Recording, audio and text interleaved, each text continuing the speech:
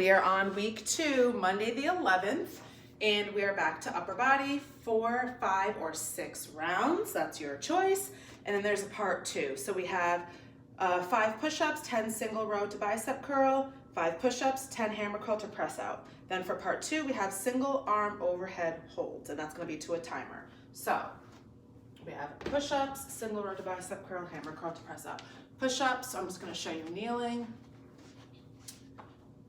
So we have our push-ups, 2 different sets of push-ups. We have single row to bicep curl, row, curl, row, curl, hammer curl to press out. Hammer curl, press, in, down. Hammer curl, press out, in, down. And then for part 2, we have single arm overhead holds. So you're just gonna hold, and then, so you have 4 rounds in your Tabata. So you're gonna do 1 hold on this side, next time it beeps, hold on this side, next time it beeps. So you're gonna be able to hold on both sides 2 times. All right, so we have 5 push-ups, a different exercise, 5 push-ups, different exercise. So I'm still only gonna go over the push-ups 1 time. So as I've said already, I can't put pressure on my hand, so I've kind of actually been avoiding push-ups. I used to be able to, so sometimes depending on what is wrong with your wrist, if you have wrist issues, you might be able to hold on to a dumbbell instead of being flat like this because it's a different grip. So that was actually working for me for a while, and now that doesn't work either. But if you do, you could try that.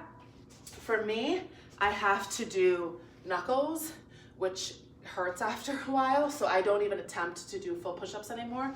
So your full push-up, I'm just gonna try and show you because I want to explain it to you. You're gonna be in a high plank position.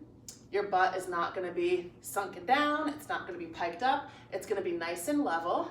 And what you're aiming to do is you want everything to lower at the same time and lift at the same time, okay? So when you're up, you want to think about like just keeping everything as stiff as you can and moving together. So I'm gonna just try to do like maybe 1.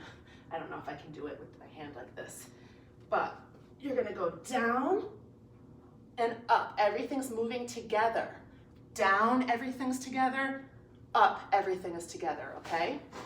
Now I'm gonna continue with my kneeling so I can do my knuckles. So when you're kneeling, you wanna be on like the area right above your kneecap, okay? So you don't wanna be right on your kneecaps, you wanna be on the area right in front of your kneecaps, and you wanna be at this nice angle. So your butt's not way up, you're not way sunken, you're just kind of at a neutral angle.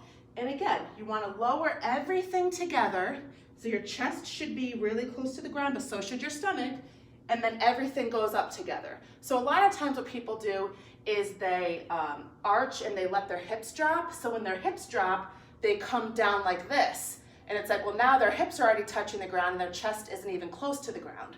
So you wanna make sure it's all together, up together, down together, up together. And when you do that as well, you wanna try to make sure that your arm is kind of stacked. So it should be like this, where it's mostly in line, versus like your hand is way out here, or your hand is like behind you. You want to have it to be fairly stacked. Usually my hand is a little bit in front. That's the most comfortable for me. But again, at this point, I really can barely even do them. And if you need extra help, you can do them off of a height, which would be your chair. Okay, so that's gonna be a little bit easier, or you could even, if you're really, really a beginner and you really have a difficult time, you could even do off your chair kneeling, okay? So that's gonna be, I can't even like hold the chair. That's gonna be your easiest way, okay? So you're gonna do 5 push-ups, your bicep curl to whatever, 5 push-ups, your hammer curl. So your bicep curl to your single row to bicep curl. This can be done, like if you have a bench or you want to use your chair, you can. A lot of times I just do it freestanding, but if you were to do like a chair or whatever, you would hold like this. So you're gonna be kind